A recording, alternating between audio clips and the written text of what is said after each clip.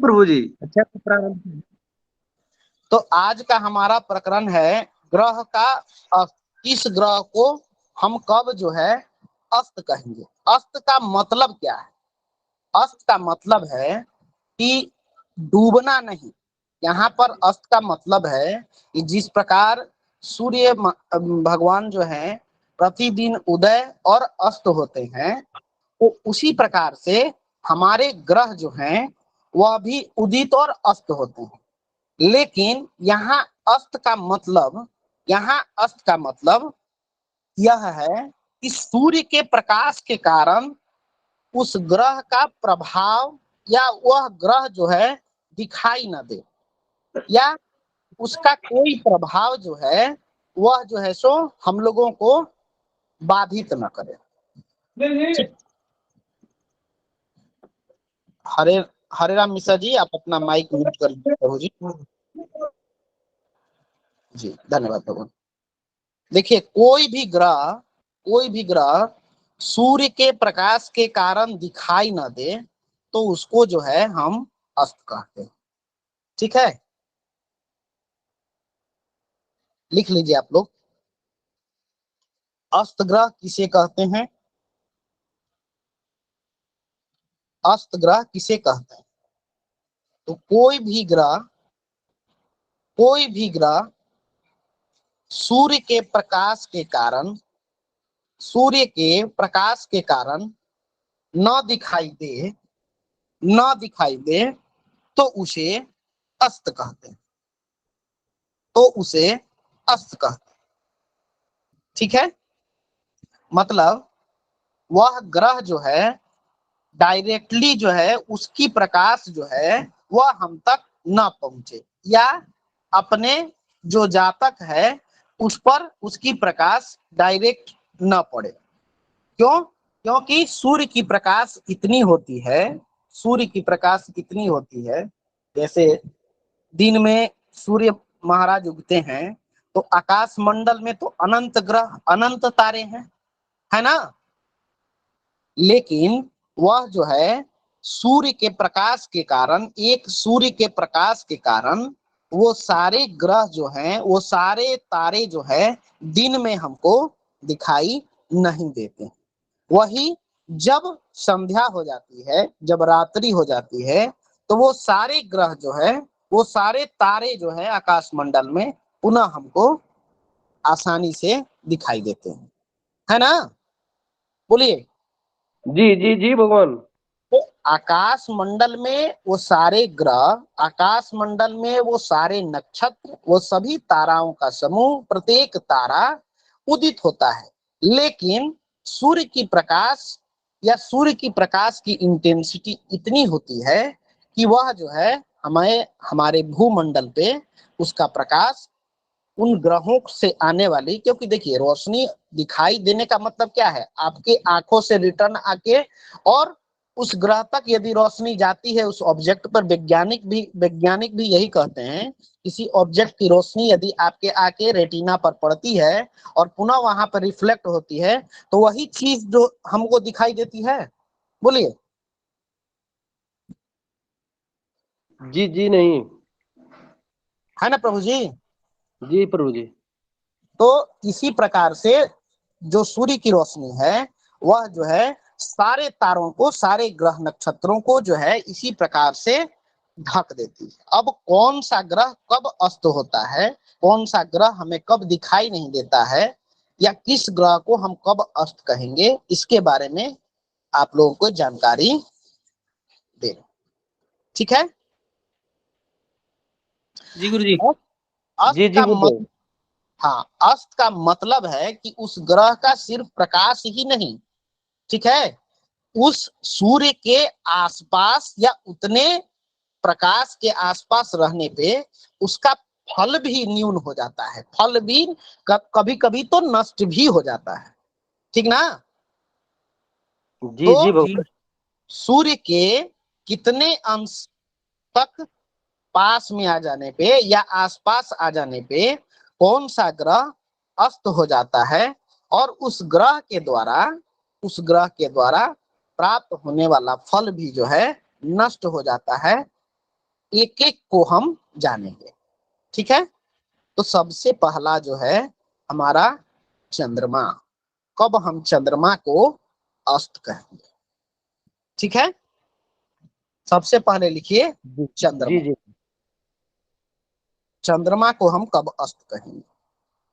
तो सूर्य के राशि अंश से, सूर्य के राशि अंश से 12 अंश के अंतर्गत, 12 अंश के अंतर्गत यदि चंद्रमा, यदि चंद्रमा की राशि अंश, की राशि अंश हो हो तो वह अस्त हो जाएगा, तो वह अस्त हो जाएगा। पुनः रिपीट कर रहा हूं, सूर्य के राशि अंश से, सूर्य के राशि अंश से 12 अंश के अंतर्गत, 12 अंश के अंतर्गत यदि चंद्रमा की राशि, यदि चंद्रमा की राशि व अंश हो, वह अंश हो तो वह, तो वह अस्त हो जाएगा, अस्त हो जाएगा। समझ गए बात को? जी जी भगवान। देखिए, कहने का तात्पर्य है यदि, यदि सूर्य जो है वृष राशि में 18 अंश पे है, ठीक है, वृष राशि में 18 अंश पे है, जी भगवान। ठीक है, तो जी भगवान। चंद्रमा का, चंद्रमा कब अस्त हो जाएगा? चंद्रमा कब अस्त हो जाएगा? तो चंद्रमा यदि 6 अंश के आसपास हो, 6 अंश के आसपास हो तो वह जो है अस्त हो जाएगा। चंद्रमा यदि 30 अंश पे आ जाए, वृष राशि में ही 30 अंश पर आ जाए, वृष राशि में 6 अंश और वृष राशि में 30 अंश के आसपास रहेगा, ठीक है, तो वह जो है अस्त हो जाएगा। जी अब जी 6 जी से, जी भगवान। 6, वृष राशि में 6 से लेके 18 अंश तक, या 18 से लेके, मतलब 6 से लेके 30 अंश तक यदि चंद्रमा सूर्य की राशि में ही बैठ जाए, ठीक ना, यानी कि सूर्य जी वृष भगवान। राशि में 18 अंश आगे या 18 अंश पीछे कहीं भी हो, ठीक है ना, तो चंद्रमा अस्त हो जाएगा, चंद्रमा प्रभावहीन हो जाएगा, चंद्रमा का फल जो है वह भी कम हो जाएगा। प्रभावहीन, ठीक ना, कम हो जाएगा जी या भगवान। न्यून हो, या नष्ट जी हो जाएगा, ठीक है। तो जी इसमें भगवान। जितना नजदीक होगा उतना ही कम होगा। हाँ हाँ हाँ हाँ, उसी प्रकार से, जैसे अभी हम कुछ दिनों पहले उच्चाभिलाषी की बात किए थे, जी गुरुजी। मिथुन राशि में 28 अंश पे या 29 अंश पे हमारा जो है यदि गुरु हो, ठीक है, तो जी जी। जी भगवान। सूत्र के, सूत्र के अनुसार उस अवस्था में गुरु जो है मिथुन राशि में मृतावस्था में चले जाएंगे, या विषम राशि में 28 अंश के आसपास यदि रहेंगे तो गुरु जो है मृतावस्था में चले जाएंगे। लेकिन जी भगवान। सिर्फ मिथुन राशि में यदि वो 28 अंश के आसपास हो तो वो उच्चाभिलाषी हो जाएंगे। क्यों? क्योंकि अपने उच्च राशि की तरफ वह जो है संचरण कर रहे है ना। जी जी भगवान जी।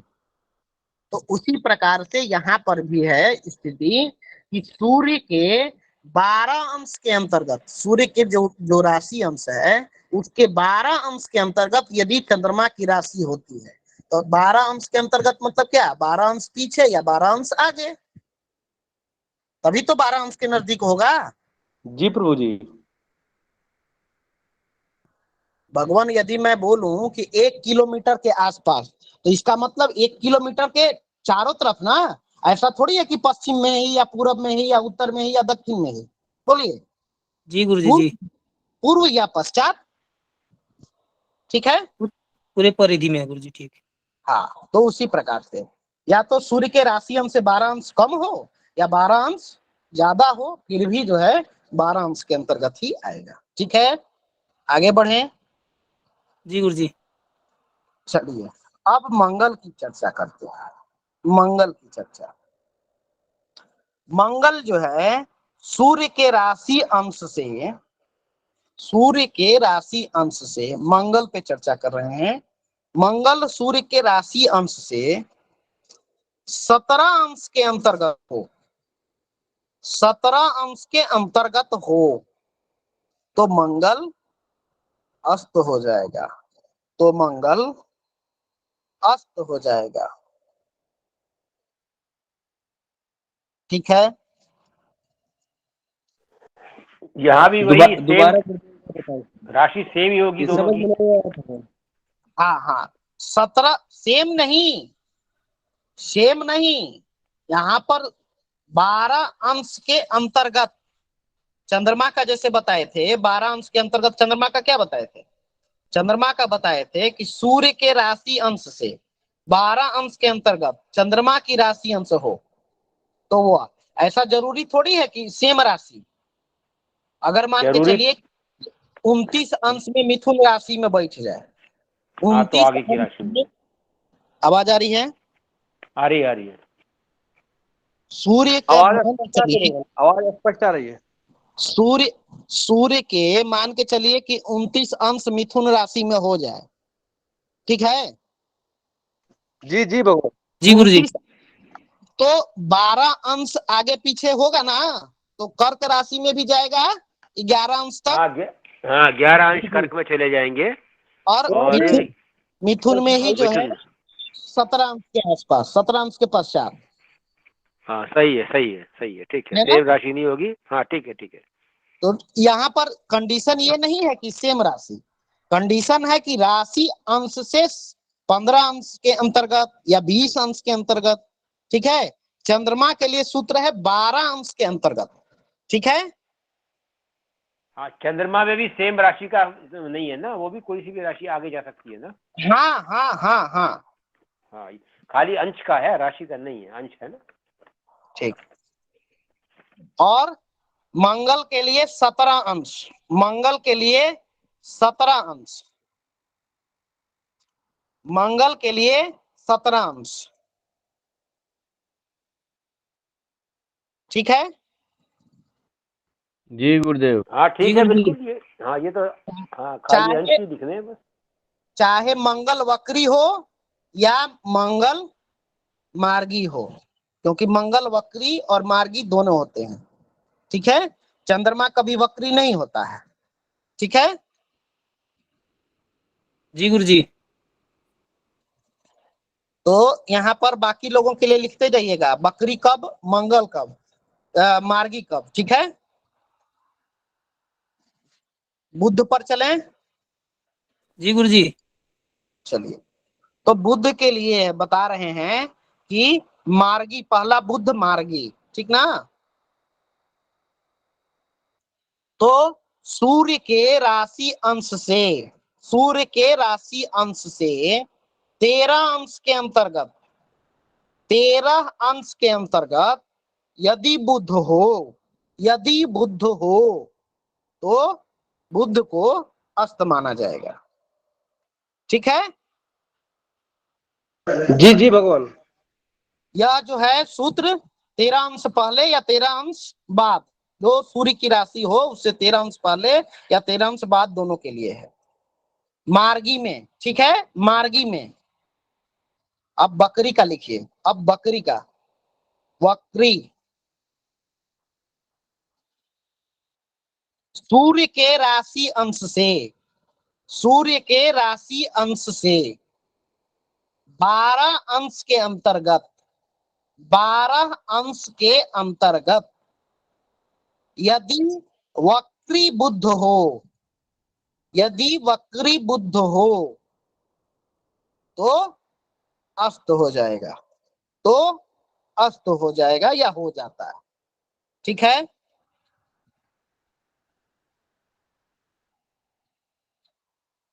मार्गी में 13 अंश, वक्री में 12 अंश, ठीक है।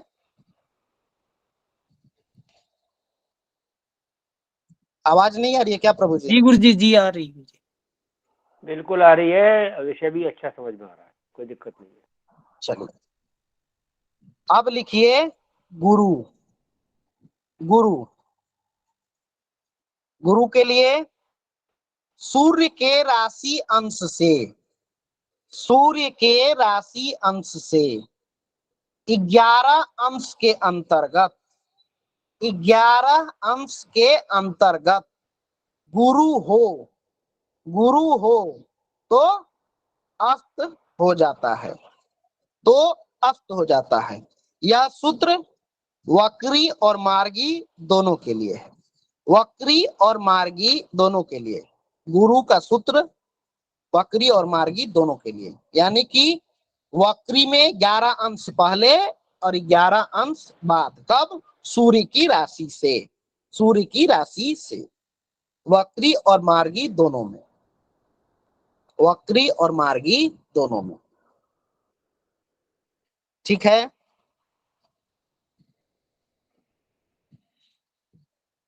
जी गुरुजी। आगे बढ़े। जी गुरुजी। चलिए अब जो है शुक्र के बारे में, शुक्र के बारे में।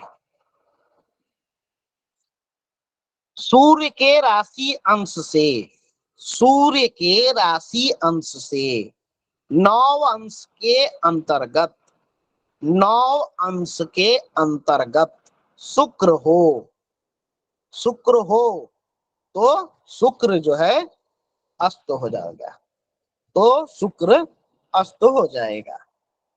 शुक्र के राशि अंश से 9 अंश के अंतर्गत, 9 अंश के अंतर्गत शुक्र हो तो शुक्र अस्त हो जाएगा। ठीक है, यह सूत्र मार्गी के लिए है, यह सूत्र मार्गी शुक्र के लिए है। वक्री के लिए लिख लीजिए, वक्री के लिए लिख लीजिए, वक्री के लिए सिर्फ 8 अंश, यानी कि सूर्य के राशि अंश से, सूर्य के राशि अंश से 8 अंश के अंतर्गत, 8 अंश के अंतर्गत वक्री शुक्र, वक्री शुक्र अस्त हो जाता है, अस्त हो जाता है। क्लियर है? जी गुरुजी। आगे बढ़े। जी गुरुजी। चलिए, जी जी भगवान, आगे बढ़े। चलिए अब शनि के लिए लिखिए, शनि के लिए सूर्य के राशि अंश से, सूर्य के राशि अंश से 15 अंश के अंतर्गत, 15 अंश के अंतर्गत शनि जो है, शनि जो है अस्त हो जाता है, अस्त हो जाता है। ठीक है, यह सूत्र मार्गी और वक्री दोनों के लिए, मार्गी और वक्री दोनों के लिए, अर्थात सूर्य से, सूर्य जितने भी राशि अंश में हो, ठीक ना, उससे 15 अंश पहले और 15 अंश उपरांत, ठीक ना, 15 जी अंश गुरुजी। और 15 अंश उपरांत मार्गी या वक्री, मार्गी या वक्री शनि हो तो वह जो है क्या कहलाएगा? अस्त कहलाएगा, अस्त कहलाएगा। ठीक है,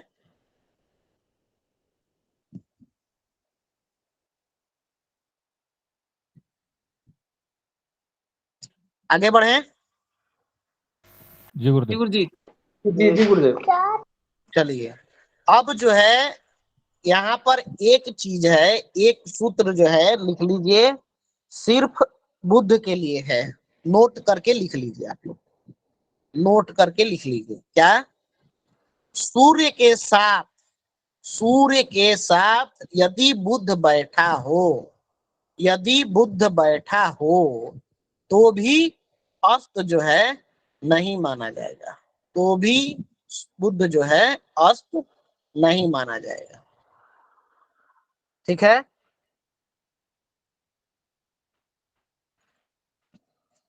इसके पीछे का कारण योग है, एक बुधादित्य योग, बुधादित्य आयोग या आदित्य बुध योग।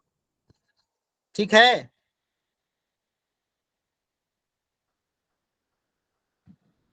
आगे बढ़े। फिर वो 13 अंश और 12 अंश जो लिखाया था वो। हाँ, वो 13 अंश 12 अंश है। तो कभी कभी क्या होगा कि सूर्य और बुध जो है एक साथ बैठ जाएंगे और 13 अंश का अंतर जो है भी प्राप्त होगा, ठीक ना।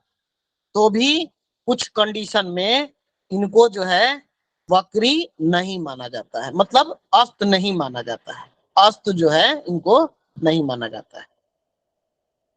इसको योग प्रकरण में बताएंगे, ठीक ना।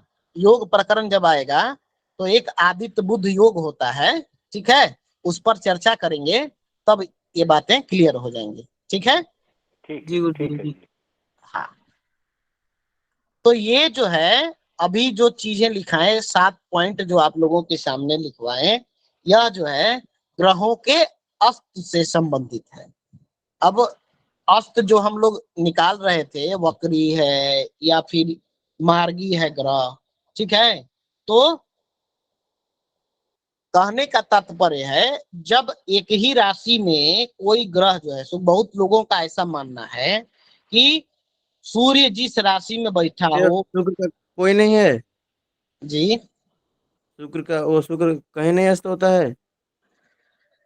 क्या भगवान? नहीं है गुरुदेव, ठीक ठीक ठीक ठीक। अवधेश जी क्या बोल रहे हैं आप? आपकी बात को मैं वो पूर्णतः सुना नहीं। वो गुरुदेव कह रहा था शुक्र वाला, तो लिखा हूं मैं, देख नहीं पाया। ठीक ठीक। ठीक, तो कुछ लोगों का तात्पर्य, कुछ लोगों का कहना है कि सूर्य जिस राशि में बैठा हो उसी राशि में अगर गुरु बैठ जाए तो गुरु अस्त हो जाता है, उसी राशि में शनि बैठ जाए तो शनि को भी अस्त माना जाता है, उसी राशि में शुक्र बैठ जाए तो शुक्र को भी जो है सो अस्त माना जाता है। हैं? तो इसका तात्पर्य क्या है, मायने मतलब इसका क्या है अस्त होने से? तो देखते हैं ना, हमारे कर्म कांड में लोग कहते हैं कि गुरु अस्त है, मुहूर्त नहीं बन रहा है, शुक्र अस्त है, मुहूर्त नहीं बन रहा है जाने के लिए, विवाह के लिए, है। तो इसका तात्पर्य यही होता है कि जिन चीजों में शुक्र की प्रधानता होती है या शुक्र के बल को देखा जाता है या गुरु के बल को देखा जाता है, उस समय उस ग्रह को या उसका बल ही जो है सो प्राप्त नहीं होता है। क्यों? क्योंकि वह जो है सूर्य के प्रकाश के कारण उनका प्रभाव जो है नष्ट हो जाता है या न्यून हो जाता है ना। बोलिए, शुभ कार्यों में हमारे जो शुभग्रह हैं शुक्र और गुरु, अगर यही अस्त हो जाएं तो क्या जो है इनका प्रभाव बनेगा? बोलिए, नहीं गुरुदेव। बोलिए। इसीलिए तो सारे शुभ कर्म जो है, जो जितने भी हमारे मांगलिक कर्म हैं, वह जब ये दोनों ग्रह अस्त हो जाते हैं तो समाप्त हो जाता है। बोलिए, जी गुरुदेव, जी जी। हमारे अभी तक जो है बहुत सारे दिन हुए हैं, उसमें अप्रैल माह में कितना ही लगन होता था ना। बोलिए, जी जी गुरुदेव। लेकिन शुक्रास्त के कारण, ठीक है, जी लग्न जी। भी जो है सो नहीं। तो शुक्र हमारे विवाह के कारक हैं, और वही जो है सो अस्त हो जाएंगे तो विवाह का मुहूर्त मिलेगा? बोलिए, नहीं हमारे इधर गुरुदेव। गुरु का अस्त है गुरुदेव, अप्रैल में। गुरु का ही अस्त भगवान। उदाहरण जो है सो, अगर शुक्र भी अस्त हो जाते तो भी जो है सो मुहूर्त नहीं बनता, ऐसा नहीं है कि सिर्फ गुरु का ही। ठीक है, जी जी। हाँ, तो वही चीजें हैं भगवान। तो शुभग्रह जो है ऐसा जो है सो माना जाता है, तो उनको अस्त कब कहते हैं, शुक्रास्त कब हो जाता है या गुरु जो है सो कब अस्त हो जाते हैं? तो कारण यही है कि शुक्र जो है 9 अंश के अंतर्गत, सूर्य की राशि से 9 अंश के अंतर्गत अगर शुक्र पढ़ते हैं तो यह जो है सो अस्त हो जाते हैं। अब दोनों की गति जो है, गुरु की आपके मंगल की मंगल, गुरु की नहीं भगवान, मंगल की और शुक्र की, दोनों की गति लगभग समान ही है। और सूर्य जो है एक महीना जो है दिन भर में 59 अंश 58 अंश इसी के आसपास जो है सो भ्रमण करते हैं, है ना। कला 59 कला या 58 कला के आसपास में भ्रमण करते हैं प्रतिदिन। बोलिए। जी जी गुरुदेव। 59 कला या 58 कला के या 55 कला के आसपास में, 61 कला भी कभी कभी चले जाते हैं तीव्र गति पे। तो वह जो है सो इनका जो है सो नॉर्मल प्रतिदिन में गति है। और हमारे शुक्र का भी लगभग वही गति है ना। तो जब इनका जो है दोनों की गति समान होगी, तो जब थोड़ा दूर जाएंगे, हालांकि सूर्य से शुक्र की गति थोड़ी सी कम है ना। हम लोगों ने ग्रह स्पष्टी जब किया था तो ग्रहों की गति निकाले थे ना भगवान। बोलिए। जी गुरुजी। जी जी गुरुदेव। हाँ, तो यह जो है दोनों ग्रह परिक्रमा कर रहे हैं, ठीक है। तो जैसे ही इनका अंश बढ़ेगा, इनकी दूरी जो है सो बढ़ेगी एक राशि से जाने में, तो यह क्या होगा, धीरे धीरे धीरे धीरे उसके अंश से कम होते चले जाते हैं। तो जैसे ही 9 अंश से कम का डिफरेंस आएगा, वह जो है क्या होंगे, अस्त हो जाएंगे। 9 डिग्री से ज्यादा का अंतर आता है तो शुक्र जो है वह जो है अस्त नहीं माने जाते हैं, ठीक है। गुरुदेव, जो लिखा रहता है पंचांग वगैरह में गुरु अस्त हैं शुक्र अस्त हैं, तो क्या ये हाँ डिग्री से निकाल के लिखते हैं वो लोग हाँ, जो छापते हैं? देखिएगा। हाँ देखिएगा, वह जो है शुक्र जो है उसी राशि के अंतर्गत शुक्र और गुरु भी होंगे, गुरु कहते हैं सूर्य भी होंगे।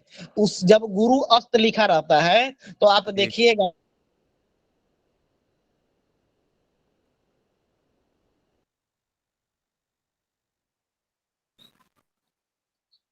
गुरुजी की आवाज नहीं आ रही क्या? मेरे को ही गुरु नहीं जी आ रही। आवाज नहीं आ रही है। आवाज नहीं आ रही।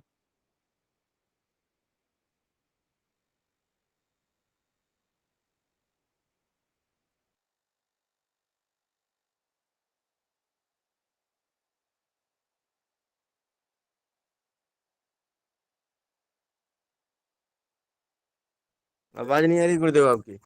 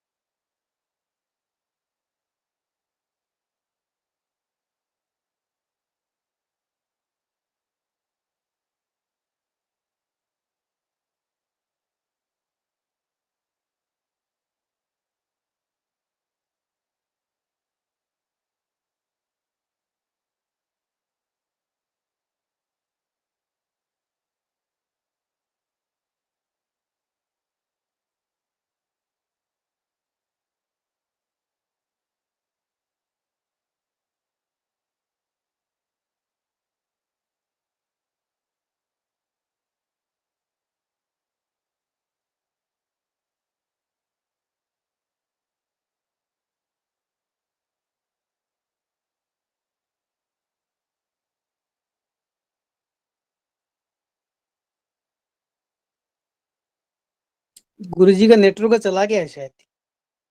लग तो रहा है यहीं प्रभु जी।